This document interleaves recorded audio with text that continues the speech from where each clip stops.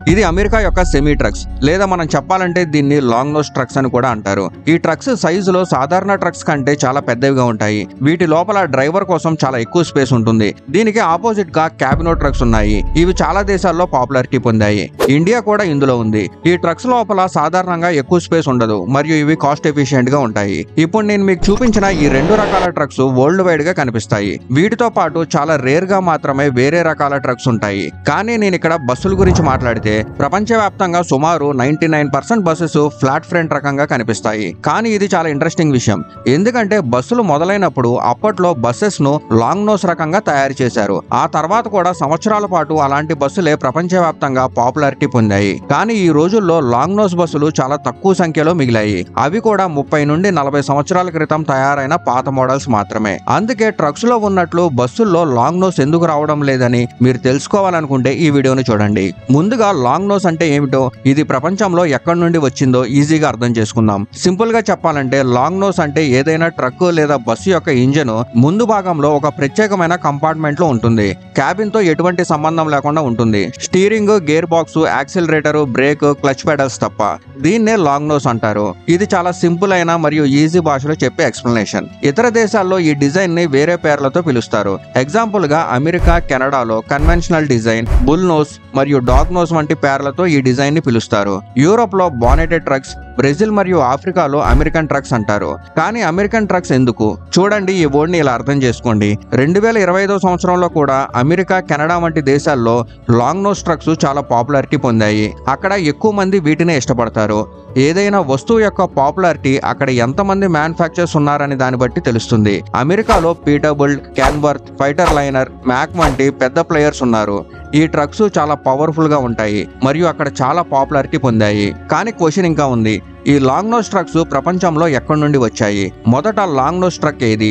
ఆ తర్వాత దీని ఎవల్యూషన్ ఎలా జరిగింది? దీన్ని కూడా మీకు చెప్తాను. ఒకసారి ఆలోచించండి. పూర్వం రాజుల కాలంలో రథాలను గుర్రాలు లాగేవి. అప్పుడు ఆ రథం యొక్క ఇంజన్ గుర్రాలుగా అనుకోవచ్చు. టైం గడిచే కొద్దీ ట్రక్స్ బస్సులుగా వచ్చాయి. మొదట్లో ఈ ట్రక్స్ బస్సుల్ని కూడా గుర్రాలే లాగేవి. అందుకే మొదటి ట్రక్ లేదా బస్సు ఇంజన్ ముందు భాగంలో ఉండేది. దీన్ని మనం లాంగ్ నోస్ గా అనుకోవచ్చు. కానీ 1896లో మొదటి ట్రక్ తయారైనప్పుడు దాని ఇంజన్ కూడా ముందు భాగంలో ఉంచారు. అది డైమ్లర్ మోటార్స్ యొక్క లాస్ట్ వేగన్ ట్రక్. కాబట్టి ట్రక్స్ లాగా బస్సుల్ని కూడా గుర్రాలతో లాగి నడిపేవాళ్ళు. ఆ తర్వాత 1910లో ప్రపంచంలో మొట్టమొదటి mass production bus B type పరిచయం అయింది. ఇది లాంగ్ నోస్ బస్సు. ఈ బస్సు వచ్చిన 9 సంవత్సరాల్లోనే లండన్ లోని అన్ని బస్సుల్ని, అంటే గుర్రాలతో నడిచే వాటిని ఇది రీప్లేస్ చేసింది. అలా ఇది లండన్ తో పాటు ప్రపంచవ్యాప్తంగా పాపులారిటీ పొందడం స్టార్ట్ అయింది. రానున్న కాలంలో ఈ బస్సుల్లో ఎవల్యూషన్ కూడా వచ్చింది.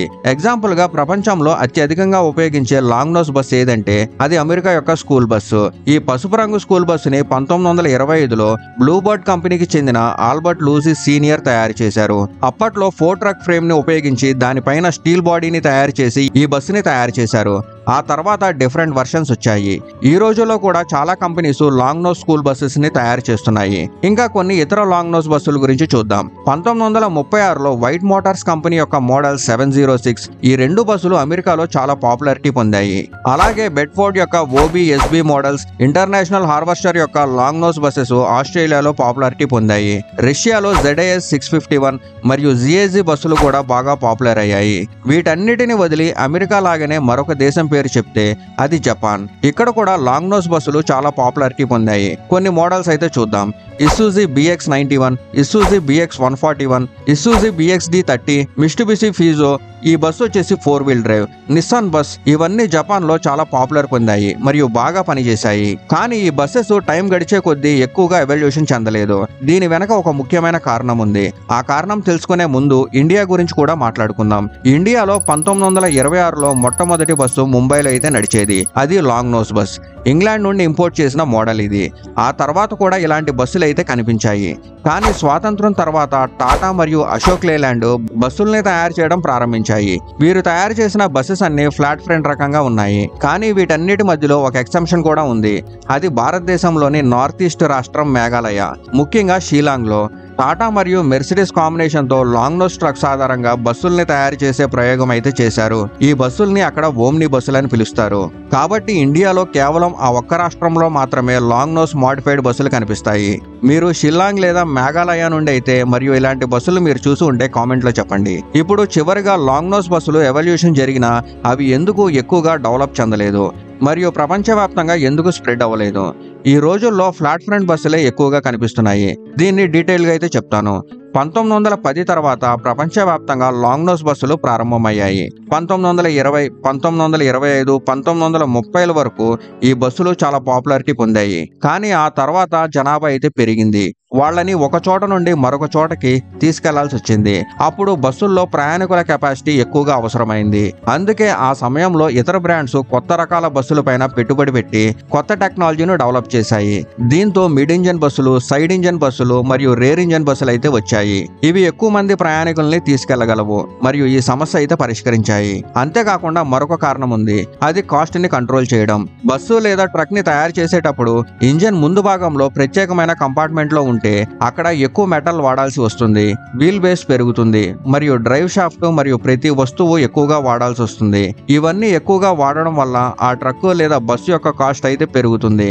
అయితే ఒక పాయింట్ ఆఫ్ వ్యూలో కాస్ట్ ని పక్కన పెడితే పెద్ద వీల్ బేసు మరియు ముందు భాగంలో ఇంజన్ ఉన్నందువల్ల ఇరుకైన వీధుల్లో బస్సుని తిప్పడం కష్టమవుతుంది మరియు లాంగ్ నోస్ కారణంగా బస్ విజిబిలిటీ కూడా తగ్గుతుంది.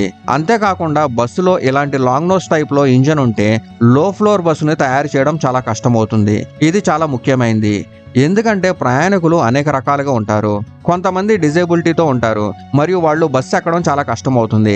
కాబట్టి టైం గడిచే కొద్దీ ఎవల్యూషన్ జరిగినప్పుడు ఈ అవసరాలన్నీ ముందుకు వచ్చాయి. దీంతో చాలా దేశాలు లాంగ్ నోస్ బస్సుల్ని రిమూవ్ చేశాయి.